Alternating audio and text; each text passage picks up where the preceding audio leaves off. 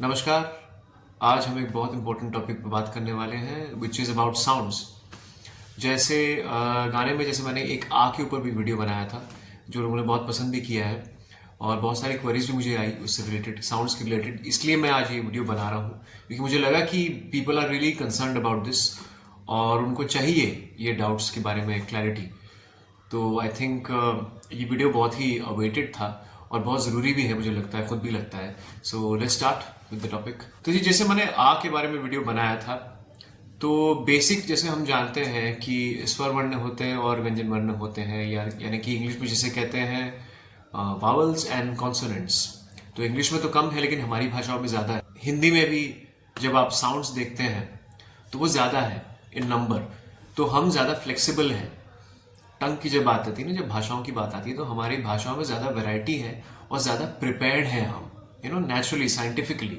इसलिए हम दुनिया भर की भाषाएं बोलने में ज़्यादा सक्षम हैं। जब आप देखते हैं कि एक कोई अंग्रेज अगर भारतीय कोई भाषा बोलने की कोशिश करे तो उसको जितनी डिफिकल्टी होती है उतनी डिफिकल्टी हमें नहीं होती है जब हम अंग्रेजी बोलने की कोशिश करते हैं या किसी और भी भाषा में हम बात करने की या उस भाषा को पिकअप करने की कोशिश करते हैं। तो ये सिंगिंग में भी ये चीज़ अप्लाई होती है।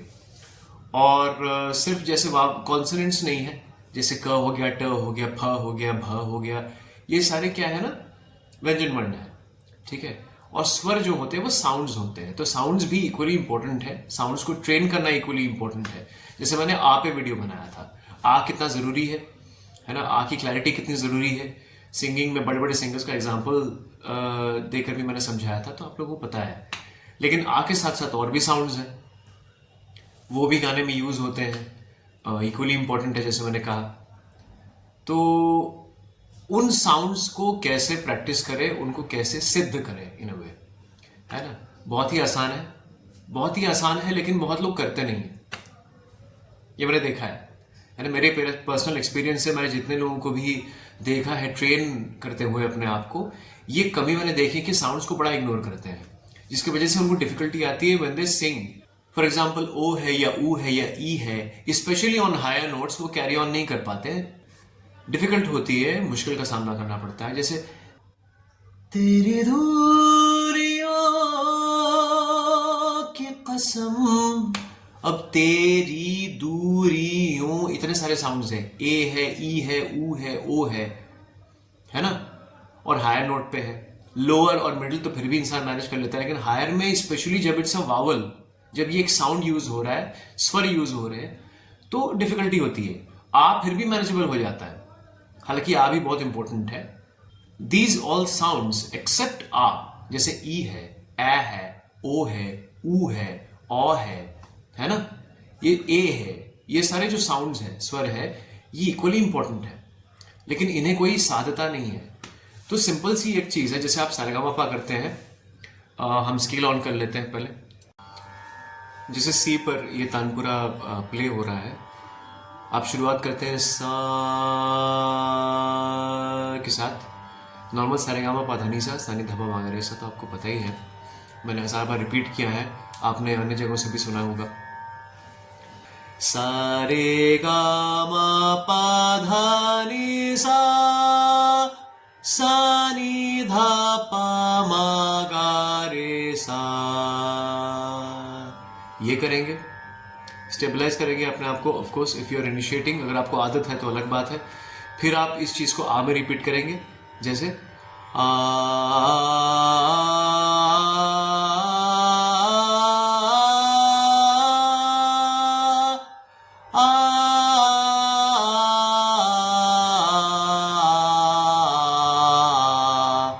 ठीक है, सिंपल, बहुत ज्यादा रॉकेट साइंस नहीं है कुछ। अब यहाँ पे आपने आ रिपीट किया, जैसे आ इंपॉर्टेंट होता है, मैंने बहुत बार रिपीट किया पहले भी। अब आप डिफरेंट जो वावल्स हैं या साउंड्स हैं या स्वर हैं, उनको ऐड करेंगे इन प्लेस ऑफ आ, वही सारेगामापा करते वक्त। ठीक है, माइंड में आप रखेंगे, जैसे आ के टाइम आप करते हुए रखते हैं माइंड में कि दिस इज सा और दिस इज रे और दिस इज गा, ऐसे करके, है ना। जैसे आप आप कर रहे हैं लेकिन आपके दिमाग में चल रहा है कि ये सा रे गा मा है, तो उसी तरह से सपोज मैंने आ की जगह ए से रिप्लेस किया, आ को ए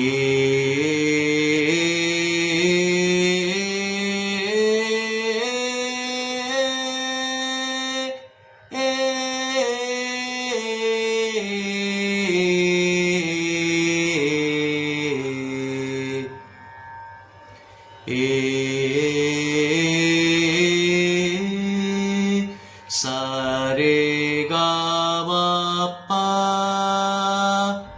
पा मा गा रे सा, आ।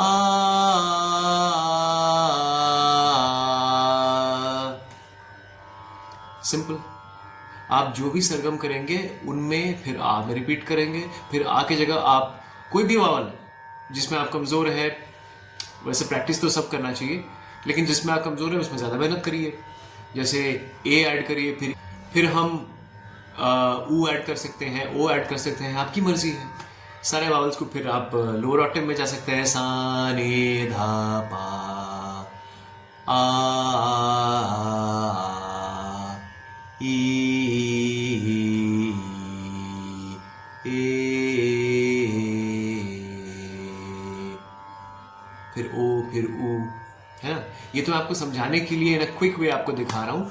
You have to be more patient, you have to be slow in the beginning, क्योंकि बहुत लोगों ने सवाल किया था कि भाई इस स्पीड में करें कि या कैसे करें, तो उसका भी आंसर मैं साथ ही साथ दे देता हूँ कि आपको उतना स्पीड पहले ही उसमें लाने की ज़रूरत नहीं है, बिकॉज क्योंकि जाहिर सी बात है, क्योंकि आप इनिशिएट कर रहे हैं, शुरुआती दौर में जो करते हैं उनको उतनी हड़बड़ी के साथ करने की ज़रूरत नहीं है, करना भी नहीं चाहिए, क्योंकि आप स्लोली करके धीरे धीरे अपनी धाक जमाते हैं और स्टेबलाइज करते हैं अपनी वॉइस को, अपने आप को शांत करते हैं। एक एक नोट पे कंसंट्रेट करके, एक एक वावल पे कंसंट्रेट करके आप रियाज करते हैं, अपनी वॉइस को खोलते हैं धीरे धीरे। तो you have to be slow in the beginning. उसके बाद आप सा रे गा मा पा धा नी सा, आ ए ओ ई, आप कर सकते हैं। पा मा गा रे सा नी धा पा, आ ए, आप कर सकते हैं। ज़्यादा गमक बढ़ानी है तो जैसे मैंने बाउंस के बारे में बहुत बार कहा था कि गले को बाउंस कैसे करवाना होता है, एक एक नोट पे प्रेशराइज करके, आप वो फर्दर थोड़ा एडवांस होता है, उसके बारे में एक सेपरेट वीडियो में बताऊंगा। मैंने इंडिविजुअली बहुत लोगों को बताया है, that's what exactly I was mentioning. तो इस तरह से आप अपने, फिर आप जैसे लोअर ऑक्टेव आपने किया, आपने मिडिल ऑक्टेव पूरा कैरी किया, फिर आप हायर में भी कर सकते हैं। सा रे गा मा पा, आ ए, ओके। तो आप ऐसे अपनी वॉइस की फ्लेक्सिबिलिटी, हर साउंड को इन्वॉल्व करके आप अपनी वॉइस की फ्लेक्सिबिलिटी को बढ़ाइए और इस तरह से पेशेंटली रियाज करिए। जरूरी नहीं है कि सा रे गा मा पा धा नी सा मैंने कहा तो आप सा रे गा मा पा धा नी सा करते हुए आप बेसुरे हो गए, है ना, और आप उसी स्पीड को अचीव करने में लग गए और आपने स्टेबलाइज एक एक नोट पे किया नहीं। That's not how you should do it. सा रे गा ऐसे करके आराम से करिए। उसके बाद धीरे धीरे जैसे आप स्टेबलाइज होते जाते हैं तो स्पीड बढ़ेगी, right. So this is one very easy method जिसके जरिए आप अपने वावल्स को, अपने साउंड्स को ट्रेन कर सकते हैं, है ना, जो गाने में बहुत जरूरी होता है। जैसे मैंने शुरुआत में ए चांद तेरी चांदनी की कसम, इस गाने की एक लाइन से मैंने एग्जाम्पल के तौर पे आपको समझाया कि तेरे दूरियों की कसम मेरा चांद मेरे पास है,